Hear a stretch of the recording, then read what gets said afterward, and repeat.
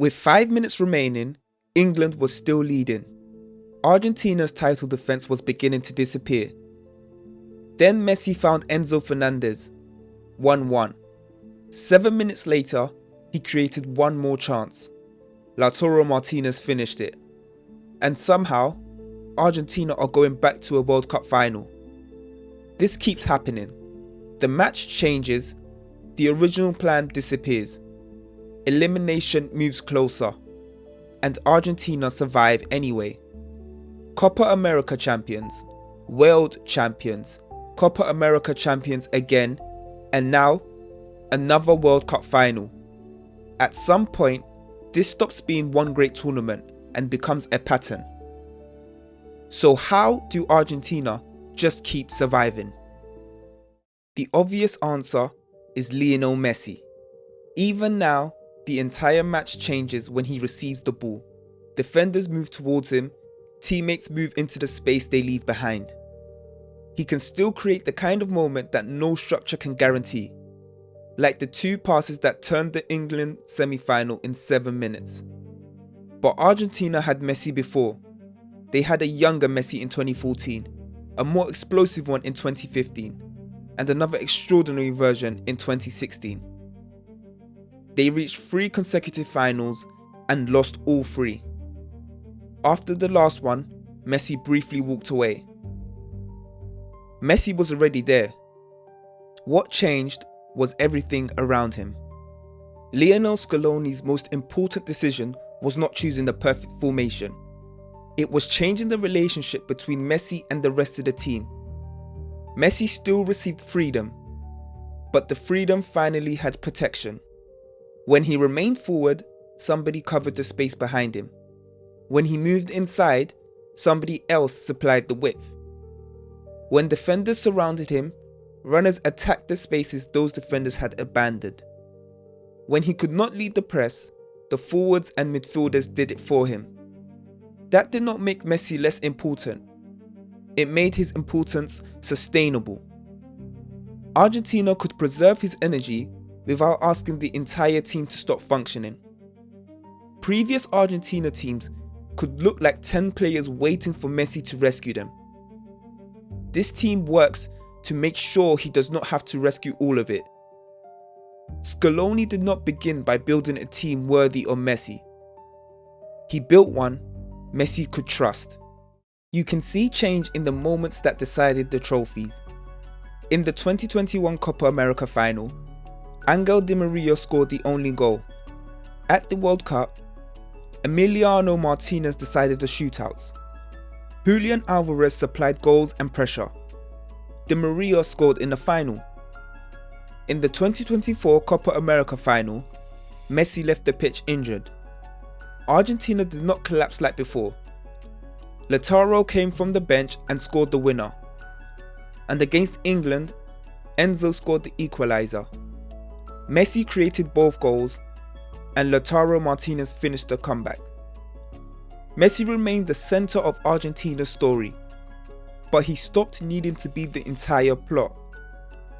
That made Argentina harder to eliminate, because stopping one player no longer removed every possible ending.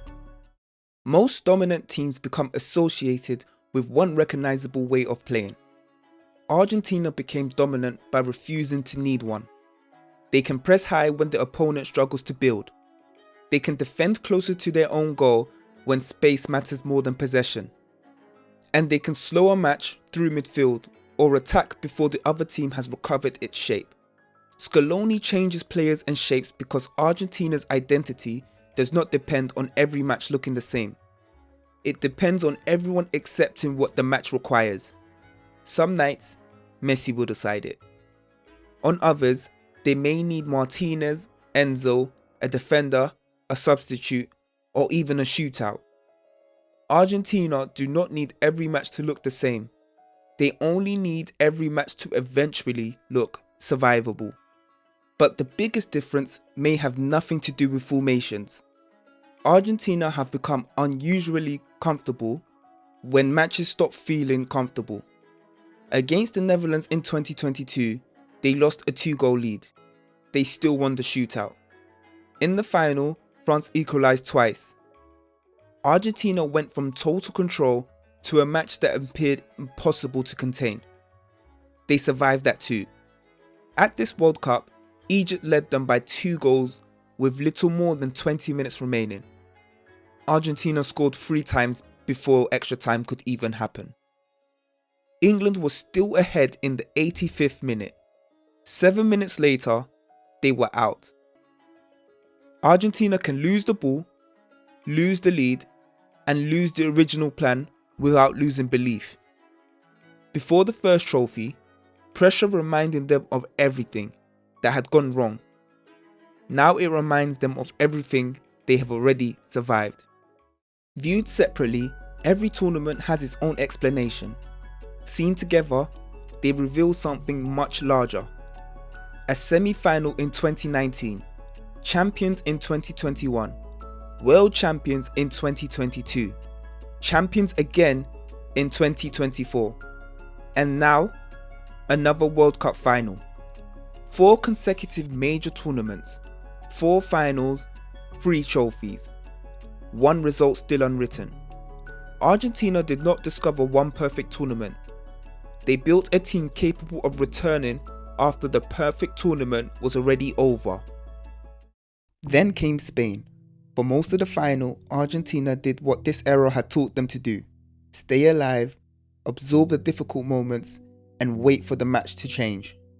But Spain never allowed it to. This time, Argentina had no answer. Their title defense was over, but a dynasty is not disproved by the day it ends. Since 2021, Argentina have reached 4 consecutive major finals and have won 3 of them. They ended a 28-year drought, became world champions, defended their continental title, and returned to the World Cup final 4 years later. Messi remained the centre of the story. But the era began when he stopped needed to be the entire plot. Spain ended that run, but they did not erase what Argentina had become. This was never about one perfect tournament. It was about an era.